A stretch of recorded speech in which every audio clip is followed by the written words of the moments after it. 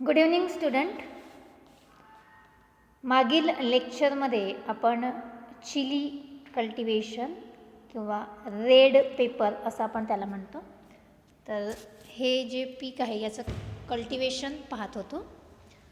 याच्यामध्ये आपण त्याचं बॉटनिकल नेम, फॅमिली, ओरिजिन परत आपण एकदा रिवाईज करूया. ते गरजेचं आहे, तुम्हाला ते पाठ होणं गरजेचं आहे, आवश्यक आहे.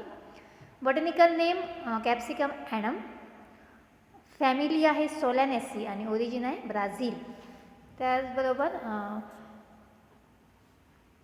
मी एक वेगळं थोडंसं MCQच्या दृष्टिकोनातून सांगितलं होतं. Pungency in chilli is due to capsaicin, CAPSAICIN, capsaicin, and red colour at the ripening stage is due to the pigment that is कॅप्सॅन्थिन.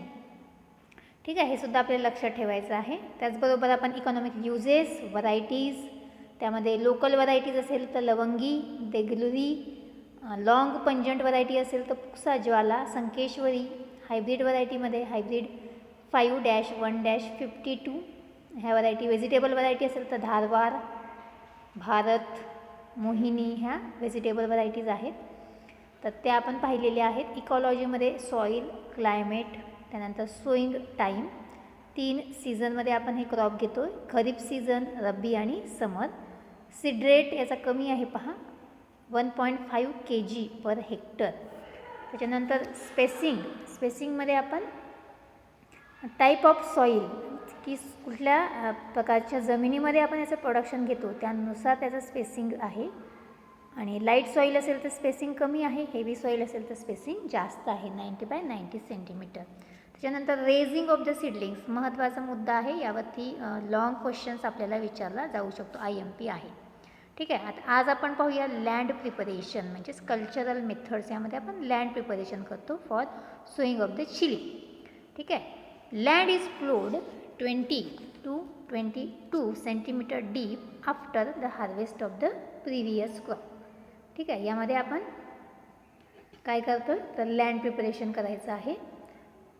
20 ते 22 सेंटीमीटर खोलगट आपल्याला नांगरट करायची आहे आधीचा क्रॉप हार्वेस्टिंग केल्यानंतर. Clods are crushed with men or clod crusher. Clods are crush with mind. त्याच्यामध्ये एक अवजार असते, या ठिकाणी मेन झालेला आहे, डी पाहिजे या ठिकाणी बघा. क्लॉड्स आर क्रश विथ मैंड or clod crusher. Then 15 to 20 tons of FYM is added per hectare. आपल्याला जो FYM आहे तो 15 ते 20 टन्स एका हेक्टरला ॲड करायचा आहे. FYM is mixed, well mixed in to soil by giving 2 to 3 harrowing. त्याच्यानंतर आपल्याला 2 ते 3 हॅरोईंग करायचं आहे.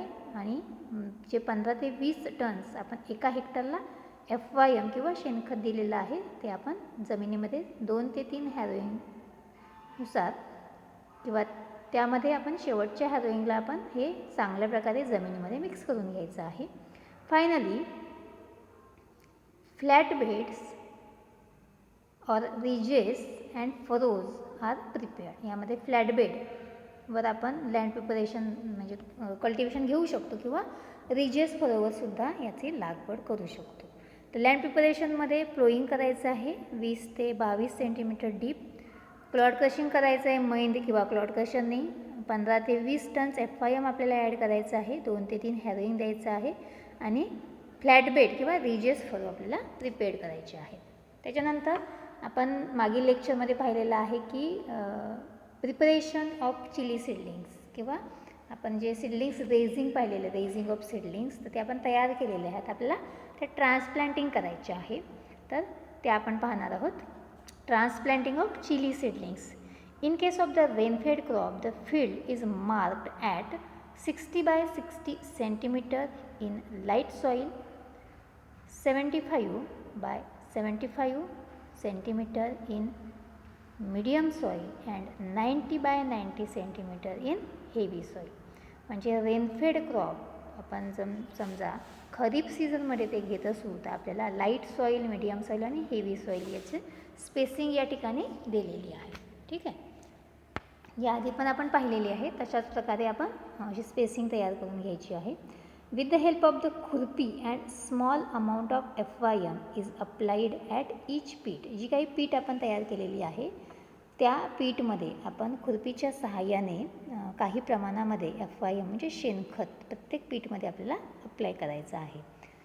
1 day before the transplanting, nursery beds are watered in the evening time and next day morning the seedlings are uprooted carefully without damaging the root system. आता आपल्याला transplanting करायची आहे chilli seedling. जी रोपं आपण तयार केलेली आहे ती मेन फील्डमध्ये आपल्याला लावायची आहे. मग आपण काय करणार, तर ज्या ठिकाणी आपण रोपं तयार केली आपण त्याला काय म्हणतो, नर्सरी बेड. ठीक आहे, तर त्या नर्सरी बेडला आपल्याला संध्याकाळच्या वेळेस पाणी द्यायचं आहे.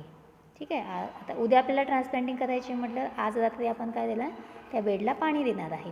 आणि नेक्स्ट डे मॉर्निंग म्हणजे दुसऱ्या दिवशी सकाळी आपण त्या सीडलिंग्स ज्या आहेत की ज्या थोड्याशा लूज होणार रूट्स, तर ते अप्रूट करायच्या आहेत केअरफुली, की जेणेकरून त्याची जी रूट सिस्टीम आहे ती डॅमेज व्हायला नको. तर अशा प्रकारे आपल्याला त्या अप्रूट करून घ्यायच्या आहेत.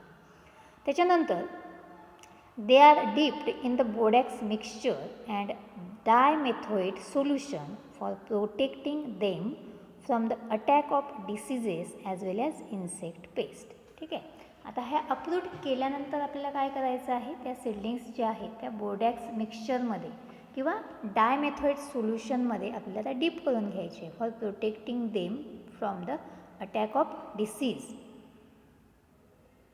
आपल्याला त्या काय करायच्या आहेत, कशासाठी डीप करायचे आहेत, तर त्याच्यावरती इन्सेक्ट पेस्ट किंवा डिसीजेसचा अटॅक होऊ नये यासाठी आपण बोडॅक्स मिक्सचर किंवा डायमेथोएट सोल्युशनमध्ये त्या डीप करायच्या आहेत.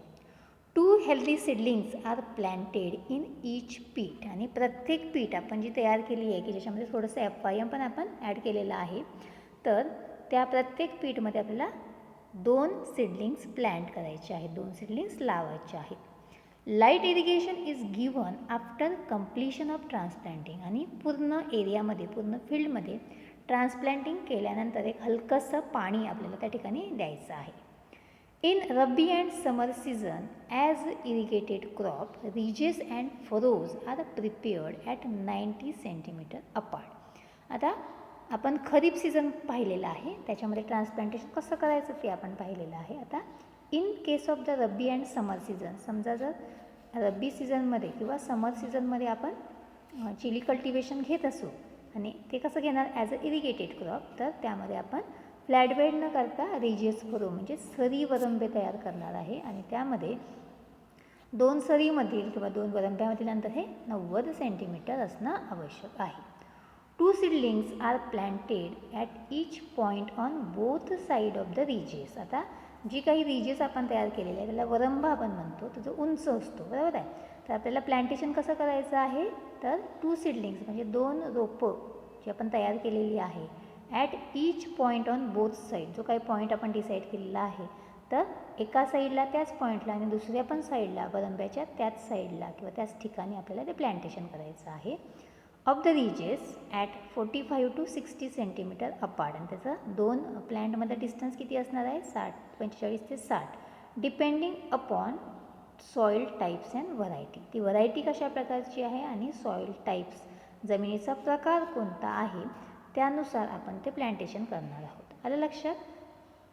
रब्बी आणि समर सीझनमध्ये 2 रिजियसमधलं अंतर हे 90 सेंटीमीटर असणार आहे आणि 2 सीडलिंग्स आपण प्रत्येक पॉईंटला दोन्ही बाजूला वरंब्यामध्ये आपण लावणार आहे आणि त्याचं जे अंतर आहे ते 45 बाय 60 सेंटीमीटर इतकं असणार आहे. आता ते सुद्धा सॉईलचा प्रकार आणि व्हरायटीज कोणत्या आहेत त्यानुसार डिपेंड असणार आहे किंवा त्यानुसार आपल्याला ठरवता येऊ शकतो. ठीक आहे, आता हे आपण ट्रान्सप्लांटेशन ऑफ सीडलिंग्स पाहिलेलं आहे. हा सुद्धा मुद्दा महत्त्वाचा आहे, प्रत्येक वेळेस हा विचारला जाऊ शकतो, त्याच्यामुळे ते सुद्धा आपण लक्षात ठेवायचे. आता इंटर कल्टिवेशन पुढचा मुद्दा आपण पाहणार आहे. Inter cultivation in chilli.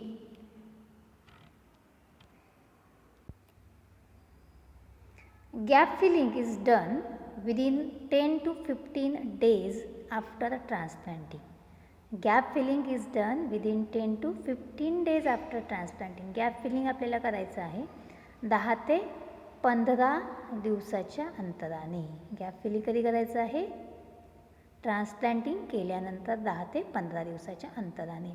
जे काही रोपं आपण लावलेली आहे पण ती रोपं त्या ठिकाणी उगवून आली नाही तर त्या ठिकाणी मोकळी जागा राहू नये आणि प्लांट पॉप्युलेशन आपल्याला मेंटेन करता यावं यासाठी आपण गॅप फिलिंग ऑपरेशन ट्रान्सप्लांटिंग नंतर 10 ते 15 दिवसाच्या अंतराने आपल्याला करायचं आहे. In case of the kharif crop first hoeing is given 3 weeks after transplanting.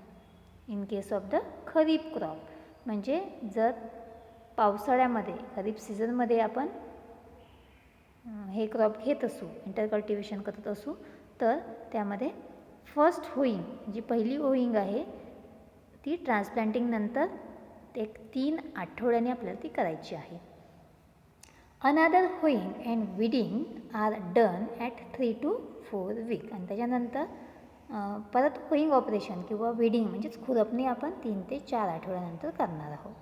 3 ते 4 weeks किंवा 3 to 4 weeks interval alternately up to flowering stage. आणि हे कुठपर्यंत आपल्याला करायचं आहे? त्याची फ्लॉवरिंग स्टेज येईपर्यंत. Light earthing up is given at the time of flowering to support the plant. आणि आपण काय करणार आहे? Light earthing up. Earthing up म्हणजे काय? To support the basal portion of the plant. That is called as the earthing up. ठीक आहे, to support the basal portion of the plant. Light earthing up is given at the time of flowering to support the plant. In case of the Rabi and summer crop, only hand weeding are given for 3 to 4 times depending upon the intensity of the weed at 15 to 20 days interval.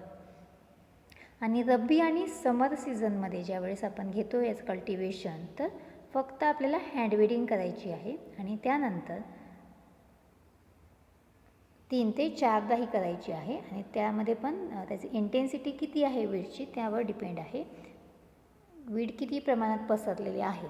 आणि यामध्ये जी काही आपण hand wedding करणार आहे ती 15 ते 20 दिवसाच्या अंतराने आपण या ठिकाणी करणार आहे. ठीक आहे, तर आपण इंटरकल्टिवेशन पाहिलेलं आहे. बघा परत आपण एकदा पाहूया. Gap filling is done 10 to 15 days after transplanting. Gap filling operation आपण ट्रान्सप्लांटिंग नंतर 10 ते 15 दिवसांनी करायचं आहे. खरीप सीझनमध्ये फर्स्ट होईंग आपण जेव्हा करणार आहे तेव्हा ट्रान्सप्लांटिंग झाल्यानंतर 3 आठवड्यानंतर आपण करणार आहे. आणि त्याच्यानंतर जी आपण होईंग किंवा विडिंग करणार आहे ती आपण फ्लॉवरिंग स्टेजपर्यंत करायची आहे. पण त्यामध्ये 3 ते 4 आठवड्याचं अंतर प्रत्येक होईंग आणि विडिंगमध्ये असणं आवश्यक आहे. त्याच्यानंतर फ्लॉवरिंग स्टेजला आपल्याला अर्थिंग अप ऑपरेशन करायचं आहे म्हणजे to support the basal portion of the plant. In case of the rabi and summer crop only hand weeding is given. आणि जर रब्बी आणि समर क्रॉप असेल तर फक्त हँड विडिंग आपल्याला द्यायचं आहे. Hand weeding are given for 3 to 4 times 3 ते 4 वेळा depending upon the intensity of the weed. आणि त्यामध्ये पण वीडची इंटेन्सिटी किती आहे, वीडचं इन्फेस्टेशन किती झालेलं आहे त्यानुसार आपण हँड विडिंग करणार आहे. ठीक आहे, पण रब्बी आणि समरमध्ये फक्त हँड विडिंग आपण करणार आहे. होईंग किंवा अर्थिंग ऑपरेशन आपण करणार नाही. आणि ते सुद्धा 15 ते 20 दिवसाच्या अंतराने आपल्याला करायचं आहे. ठीक आहे, त्याच्यानंतर आपण मॅन्युरिंग पाहणार आहे. 15 to 20 tons of FYM per hectare. 15 ते 20 टन्स FYM प्रति हेक्टर्स आपण अप्लाय करायचं आहे. यामध्ये एक आहे रेनफेड चिली आणि एक आहे इरिगेटेड चिली. ठीक आहे, रेनफेड चिली त्याचा जो डोस आहे तो किती आहे 40 to 50 kg nitrogen, 30 to 40 kg phosphorus and 30 to 40 kg potash per hectare. 40 ते 50, 30 ते 40 आणि 30 ते 40 म्हणजे पी आणि केचा डोस सेम आहे. आता ह्याच्यामधलं तुम्ही एकसुद्धा डिजिट लक्षात ठेवू शकता. 40 30 30 किंवा 50 40 40 kg NPK पर हेक्टर. आणि इरिगेटेडमध्ये 80 to 90, 40 to 50 अँड 40 to 50 म्हणजे 80 40 40 किंवा 90 50 50 NPK kg पर हेक्टर असं आपण लक्षात ठेवू शकतो. आपल्याला लक्षात ठेवायला ते सोपं जाणार आहे. All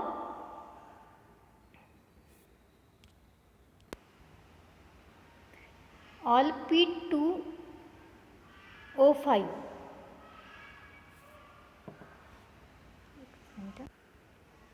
all P2O5 and K2O म्हणजे phosphorus and calcium should be applied at the time of transplanting. जो काही फॉस्फरस आणि कॅल्शियमचा डोस आहे तर तो आपण पूर्णपणे ट्रान्सप्लांटिंगच्या वेळेस अप्लाय करणार आहे.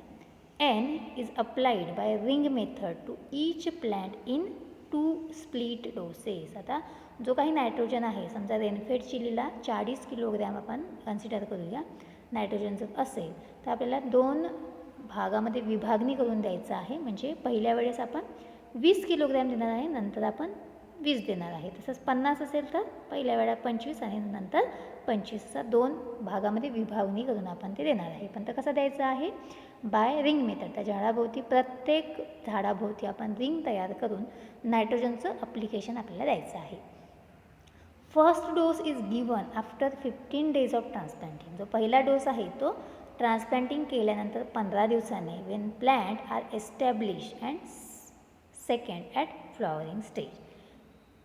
ठीक आहे, पहिल्यांदा प्लांट एस्टॅब्लिश होते, थोडंसं तग धरते, त्याची वाढ व्हायला सुरुवात होते त्या दरम्यान. आणि सेकंड जो डोस आहे तो आपण कधी देणार आहे? फ्लॉवरिंग स्टेजला आपल्याला तो द्यायचा आहे. ठीक आहे, त्याच्यानंतर आपण इरिगेशन पाहणार आहोत. Irrigation in case of the kharif chilli crop irrigation is not required if timely rains are received during rainy season.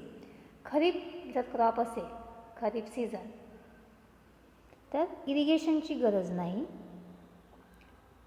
वेळेवर जर पाऊस पडला असेल तर त्या खरीप सीझनमध्ये कुठल्याही इरिगेशनची गरज नाही. But under dry spells 1 to 2 irrigations may be given by opening the furrow between the rows. पण त्यामध्ये समजा जर खूप मोठा कालावधी गॅप गेला असेल पावसाचा तर त्यामध्ये आपल्याला 2 इरिगेशन आपण देणार आहे. आणि त्यामध्ये सुद्धा कसं देणार आहे? ओपनिंग फरो बिटवीन द 2 रोज. 2 रोमध्ये, 2 ओळीमध्ये एक फरो सरी आपण तयार करून त्यामध्ये आपण इरिगेशन देणार आहे. In case of the rabi crop irrigations are given at 15 to 20 days interval. Rabi crop असेल तर इरिगेशन कसं देणार आहे? 15 ते 20 दिवसाच्या अंतराने. In case of the summer crop it is given at 8 to 10 days interval. Rabi असेल तर 15 ते 20 दिवसाच्या अंतराने, समर असेल तर 8 ते 10 दिवसाच्या अंतराने. Critical stages of irrigation are transplanting, flowering and fruit development stage. कोणकोणते आहेत? Transplanting, flowering and fruit development ह्या क्रिटिकल स्टेजेस आहेत. त्या सर्व स्टेजेसला आपल्याला इरिगेशन देणं गरजेचं आहे. आलं लक्षात? तर आजच्या लेक्चरमध्ये आपण कोणकोणते पॉईंट्स कव्हर केलेत ते एकदा पाहूयात. प्रिपरेशन ऑफ द लँड, नंतर transplanting of chilli seedlings, intercultivation, manuring आणि इरिगेशन हे पॉईंट्स आपण कव्हर केलेले आहेत. ते अगदी व्यवस्थित वाचून घ्या. त्याच्या पाहिजे तर तुम्ही एक शॉर्ट नोट्स पण तुम्ही तयार करू शकता. थोडं जमलिंग होत असेल तर तुम्ही स्वतः ते तयार करायचे आहेत. आणि आजचा भाग तुम्हाला समजला असेल अशी मी अपेक्षा करते. आणि आज आपण इथेच थांबूयात. थँक्यू.